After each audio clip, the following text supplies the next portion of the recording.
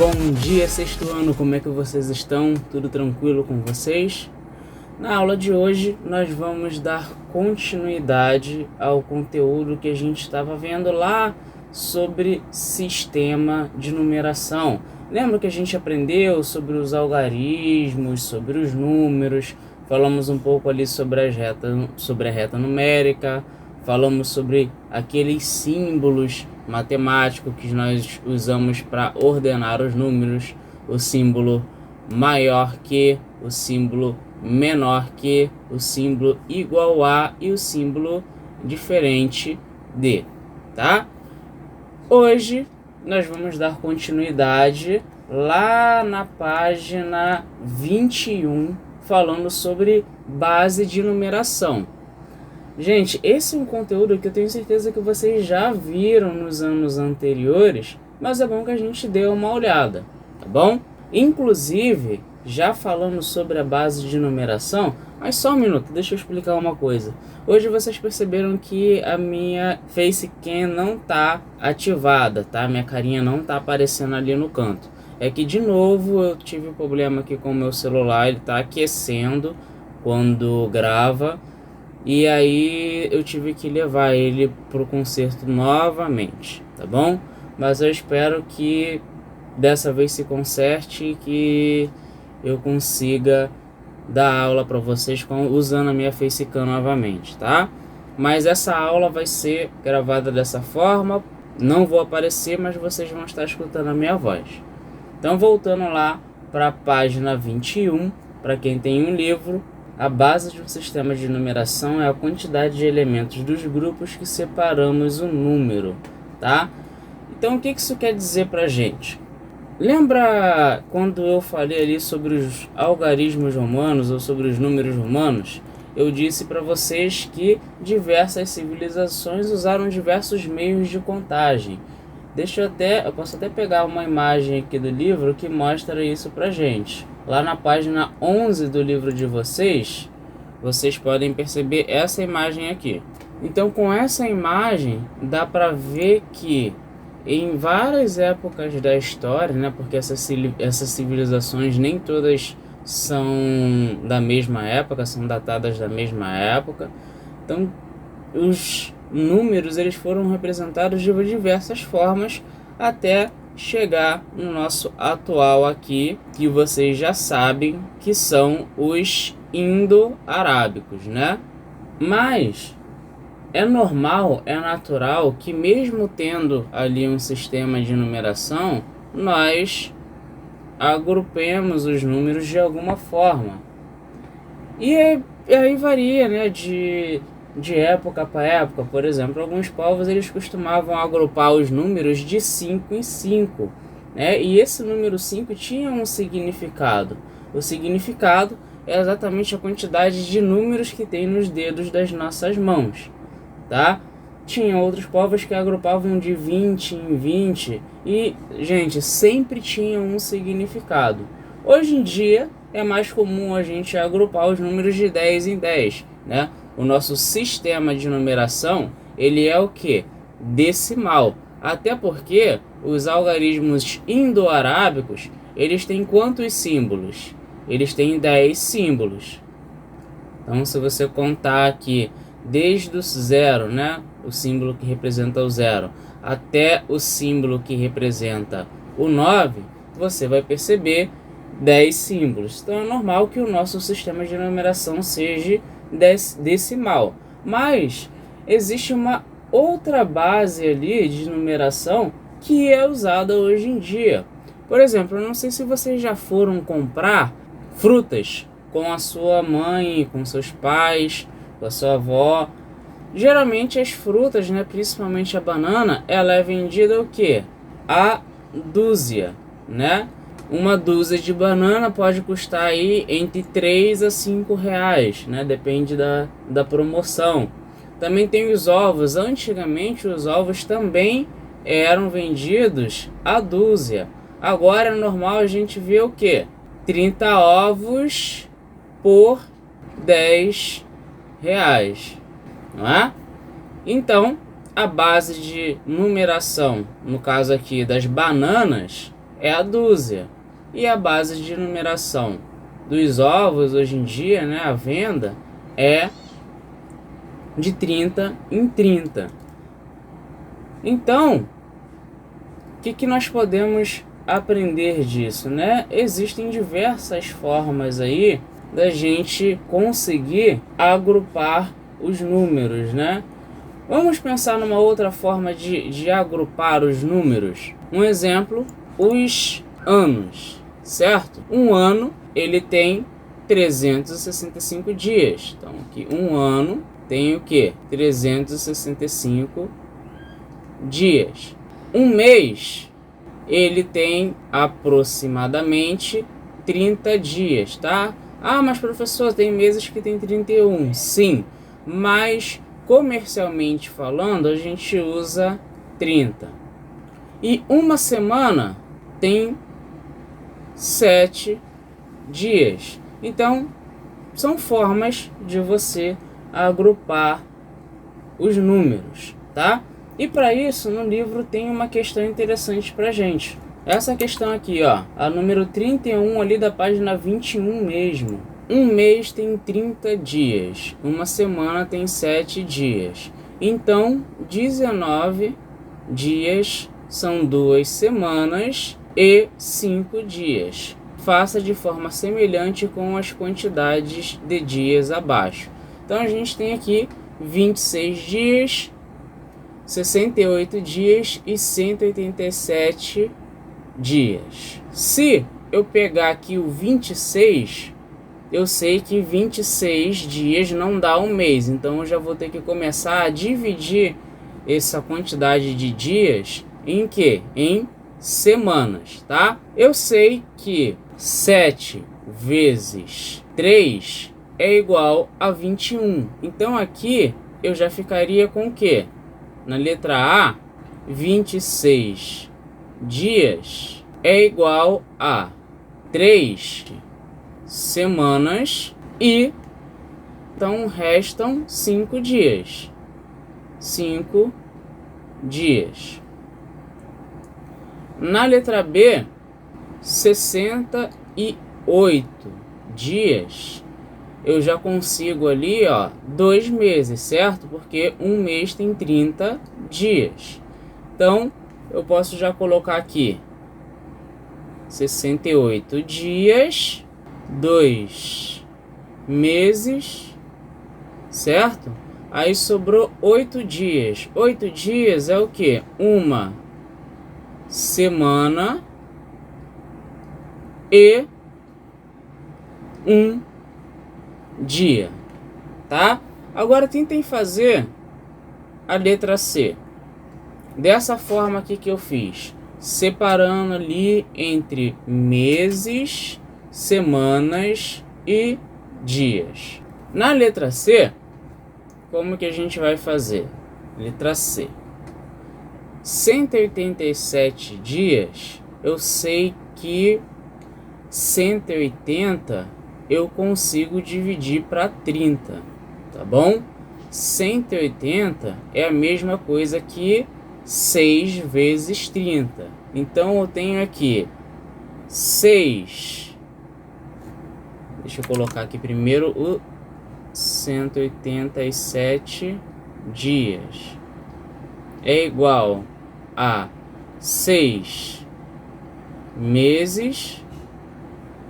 E aí eu já matei ali a quantidade de meses, faltou só os 7 dias e uma semana, tá? Ou se vocês quiserem escrever uma semana, usando o algarismo 1, tá? Então é fácil, né, gente? Os números eles podem ser sim agrupados de formas diferentes, né? Apesar do nosso sistema de numeração ser decimal, nós usamos várias formas de agrupar os números no nosso dia a dia. Por exemplo, a hora, né? A hora, eu sei que 1 hora é igual a 60 minutos, certo? E eu sei que 1 minuto é igual a 60 segundos. Então, 1 hora seria igual a 3.600 segundos. Então, são formas aí de eu conseguir agrupar os números de forma diferente, usando ainda assim os nossos algarismos indo-arábicos, tá? Esses daqui. Então vamos ver, tem uma outra questão ali no livro de vocês, agora na página 22. Então na página 22 temos essa questão aí, a questão de número 32, que diz o seguinte: um século é formado por 10 décadas, tá?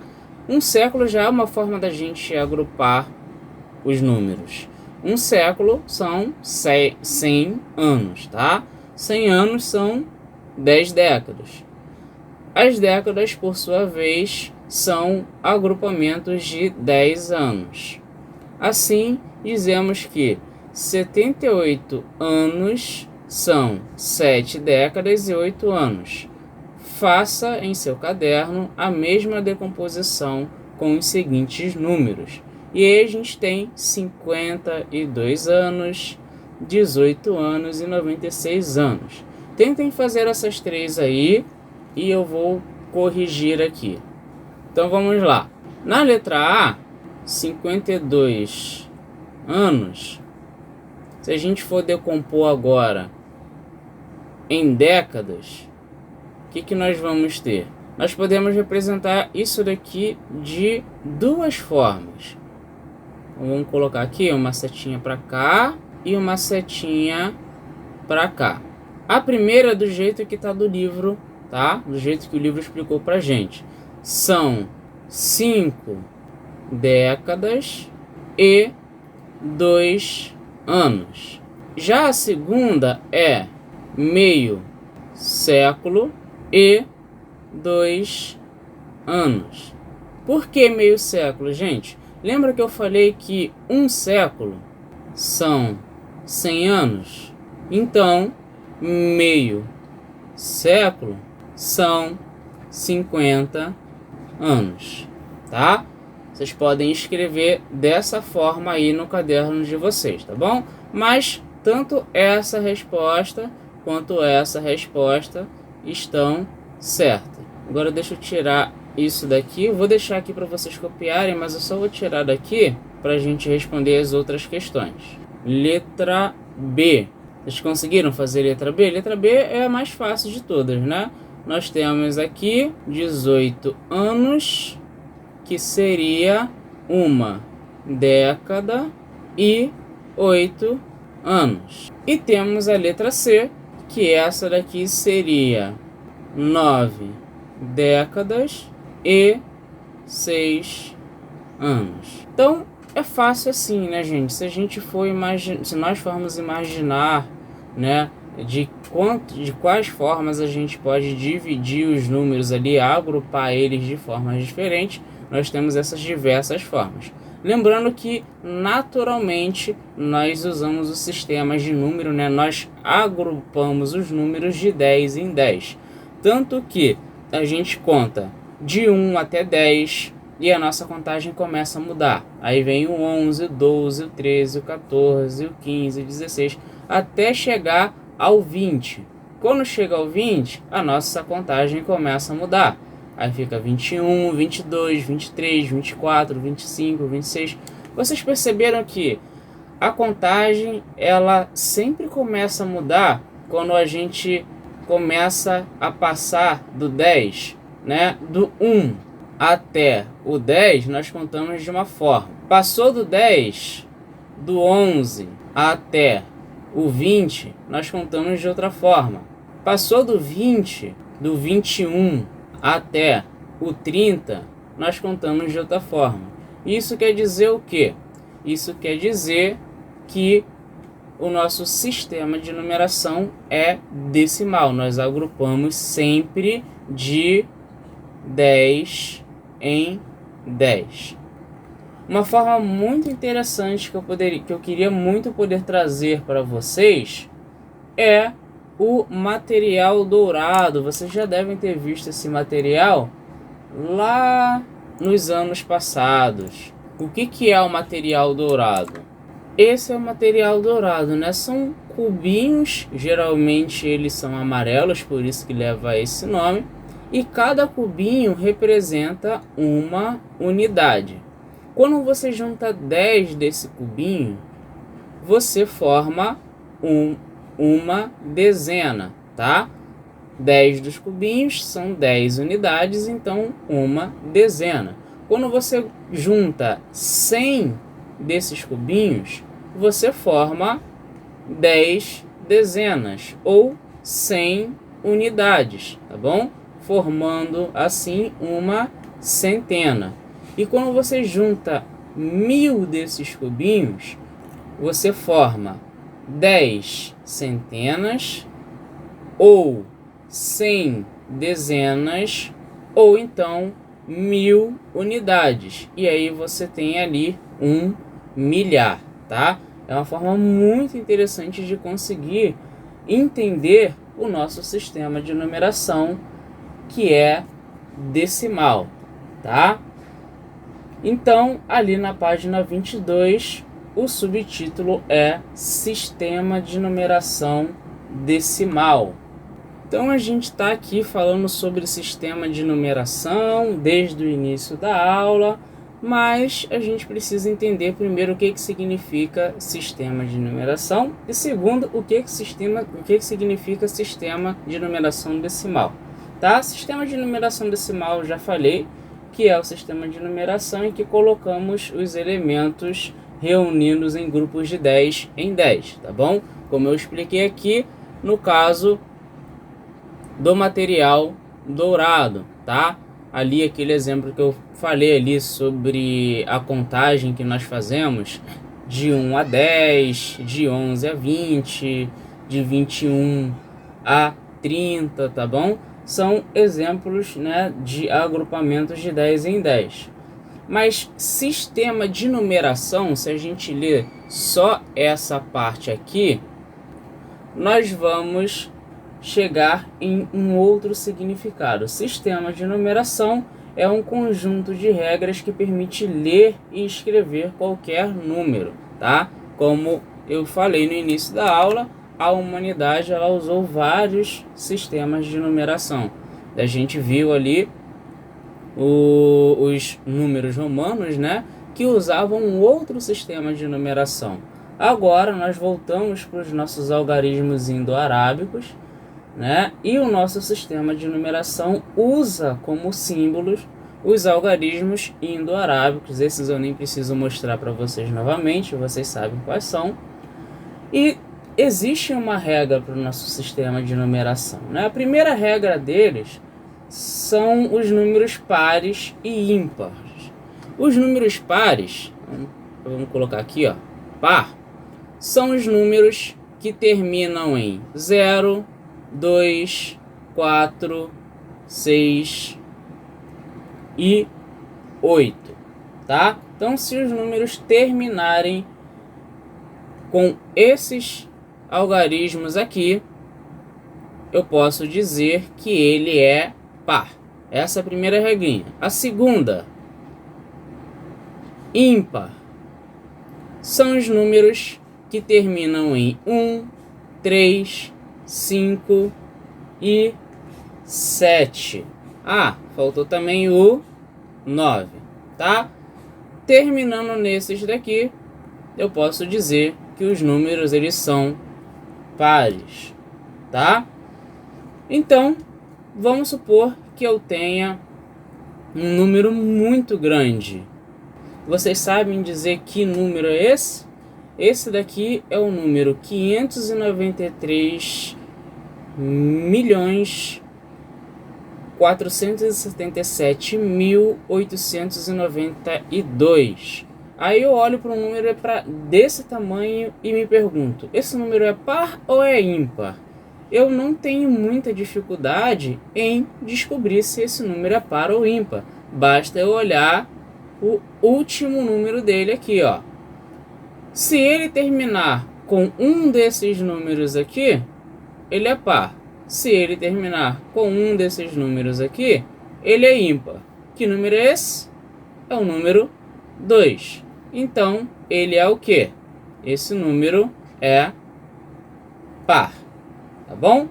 Então, essa primeira regra ela é super fácil. Olhou no último número, você já consegue identificar se ele é par ou se ele é ímpar.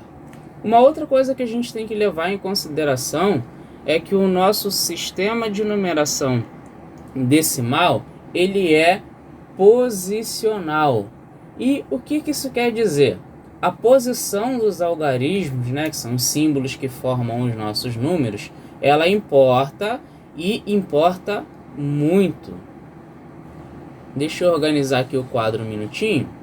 Quem quiser acompanhar comigo no livro, gente, já estou na página 22, tá? Então, quando eu falo ali de sistema de numeração ser posicional, eu quero dizer o seguinte, vou pegar o mesmo exemplo do livro, 4.324.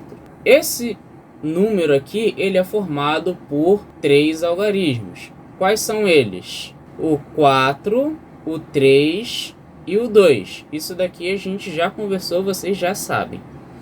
Só que o que eu só mencionei, eu só pincelei, foi que se eu mudar a ordem desses algarismos, o número muda de valor. Um exemplo, se eu botar o 3 na frente, o 4 aqui atrás, o 4 aqui de novo e o 2 no final, eu tenho um outro número.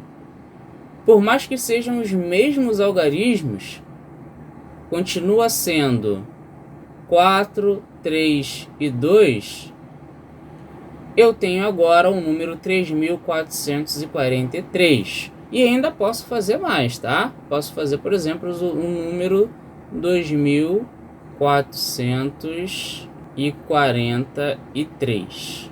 Continua sendo os mesmos algarismos, certo? 4, 3 e 2. Porém, agora a gente já tem um outro número diferente. Entendeu como a posição de cada algarismo faz com que o número mude de valor? Isso porque nós temos no nosso sistema de numeração ordens e classe, tá bom? E falando sobre essas ordens e classes, nós temos uma tabelinha lá no livro de vocês, lá na página 23, que consegue explicar bem melhor pra gente o que significa esse negócio de ordem e classe. Primeiro, eu tenho certeza que vocês já viram isso nos anos anteriores, mas a gente volta para entender isso daqui novamente. O algarismo 0, ele é utilizado para indicar a ausência de uma unidade, tá bom? Eu passei um vídeo para vocês falando sobre a história do zero, sobre a importância do zero, e tá aí a importância dele, né? Por exemplo, os algarismos romanos, eles não poderiam ser classificados dessa forma, porque não existe o número zero, tá bom? Vocês vão ver, depois eu vou dar um exemplo utilizando o número 0, e vocês vão ver que eu não conseguiria representar esse número utilizando os números romanos, tá? Pelo menos representar sim, mas não classificar. Já as classes, elas são divididas em 3 ordens, tá? E que classes são essas? Nós temos as classes das unidades, a classe dos milhares, a classe dos milhões, a classe dos bilhões, e aí eu poderia continuar para cá. A classe dos trilhões, quadrilhões e por aí vai, tá bom? Mas por enquanto a gente não vai passar muito da classe dos milhões não. A gente pode até chegar na classe dos bilhões, mas o interessante mesmo é a gente estudar essas 3 aqui, tá? A classe dos milhões, a classe dos milhares e a classe das unidades. Entendendo bem essas 3, vocês conseguem entender todas as outras. Então, dentro das classes, como eu já falei, nós temos 3 ordens, tá? Que ordens são essas? Aqui no caso da classe das unidades, nós temos a unidade propriamente dita, representada pela letra U, a dezena, que, como eu já falei, são 10 unidades, tá? E a centena, que, como eu já disse lá em cima, são o quê? Uma centena são 10 dezenas e 100 unidades. E aí nós passamos aqui, ó, para a quarta ordem.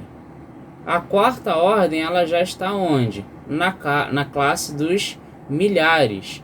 E aí a gente tem a unidade de milhar, a dezena de milhar e a centena de milhar. Uma unidade de milhar, ela representa 100 dezenas, ela representa 10 centenas e representa 1000 unidades, tá?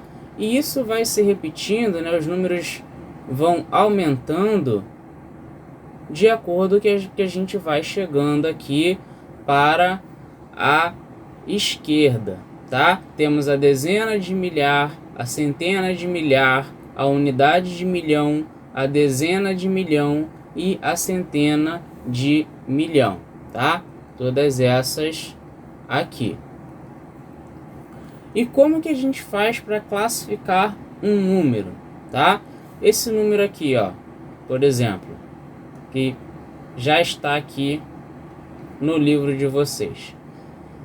Se eu quisesse dizer qual que é o valor absoluto, qual que é a ordem de cada um desses algarismos, o número em questão é o 5.432. O algarismo 5, ele está representando o que? 5.000. O algarismo 4, ele está representando o que? 400. O algarismo 3 representa o que? 30.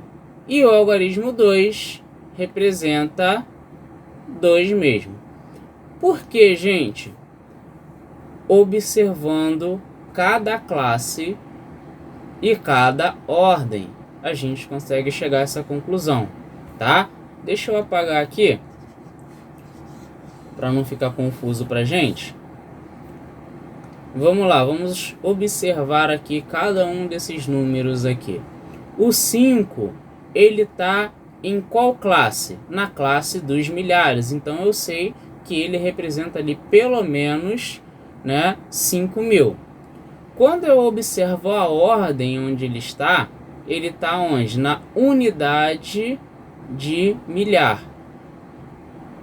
Então eu sei que ele representa o que? 5.000. Quando eu olho para o 4, ele está em que classe? Na classe das unidades, tá? E aí eu vou passar a olhar para a ordem. Ele está na ordem do que? Das centenas. Então ele representa 400, tá? 4 o quê? 4 centenas. Da mesma forma aqui, que o 5 representa o quê? 5 unidades de milhar, por isso 5.000. E aqui, o número 3, ou o algarismo 3, ele está também na classe das unidades, só que na ordem das dezenas, na segunda ordem. Então, ele representa 3 dezenas, ou número 30. E o algarismo de número 2, ele está na classe das unidades e na primeira ordem, tá? A ordem das unidades. Por isso ele representa 2 unidades, tá bom? Nesse caso, o algarismo 2 representa o número 2 mesmo, tá? E isso vocês podem fazer, por exemplo, com o número daqui de baixo. Quanto representa esse algarismo 6 aqui? 6 centenas de milhar. O algarismo 7. Tentem responder. 7 dezenas de milhar. O algarismo 8. 8 unidades de milhar. O que esses três algarismos têm em comum? Todos os três estão na classe dos milhares, tá? E aí, quando a gente vai aqui para esses daqui, quanto representa o algarismo 9? 9 centenas. Quanto representa o algarismo 1? O algarismo 1 representa uma dezena. E quanto representa o algarismo 3? Uma unidade. A qual classe eles pertencem? Eles pertencem à classe das unidades, tá bom? E aí, lembra que eu ia falar sobre o zero? Só para finalizar a nossa aula, vou apagar aqui e vou representar um número aqui. Vou fazer aqui uns quadradinhos e representar um número. O número que eu vou representar aqui é o número 3025.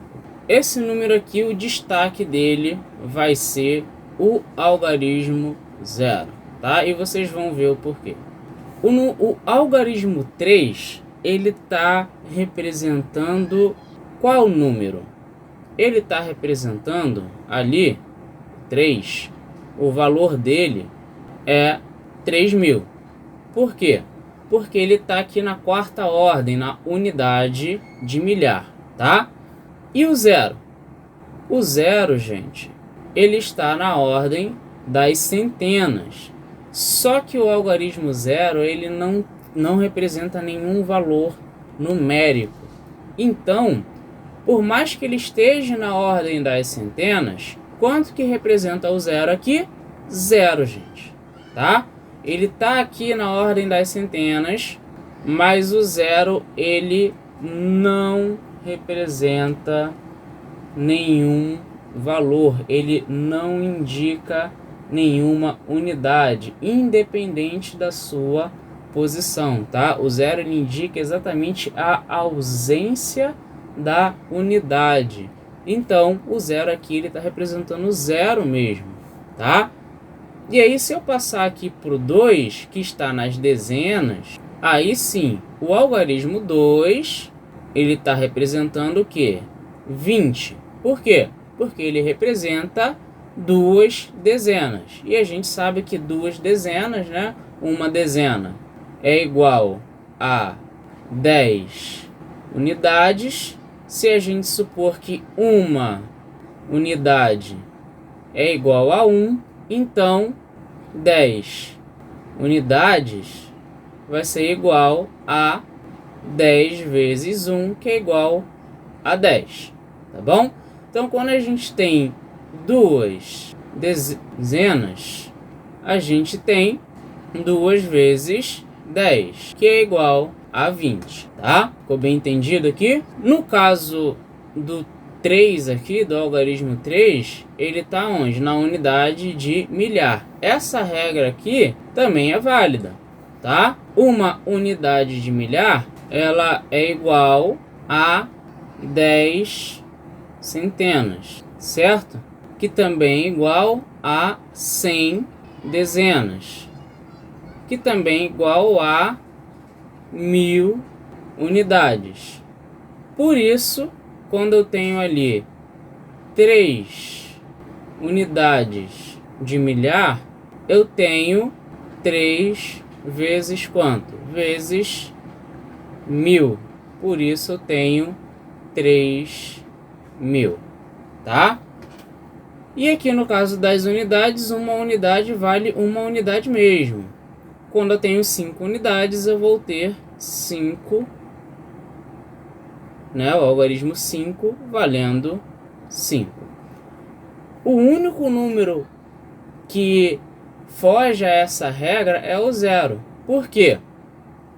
Porque quando eu tenho zero aqui, vamos supor, nesse caso aqui, o zero está na terceira ordem, está na centena. Então, uma centena, ela é igual a 10 dezenas, que também é igual a 100 unidades. Logo, se eu tenho 0 centenas, então eu tenho 0 vezes 100. Quanto é que é 0 vezes qualquer número? É igual a 0, tá? Por isso é que, independente de onde estiver o 0 aqui, ele sempre vai valer quanto, gente? Sempre vai representar quanto? Ele sempre, todos esses zeros, eles vão sempre representar 0, tá? Então, assim nós concluímos a aula de hoje, tá bom? Eu espero que dessa forma vocês já consigam ler e identificar a classe de cada número e assim responder alguns exercíciozinhos que tem no livro de vocês, tá? Que eu vou passar para vocês. Um abraço para todo mundo, desculpa aí pela falta da câmera e até a próxima aula.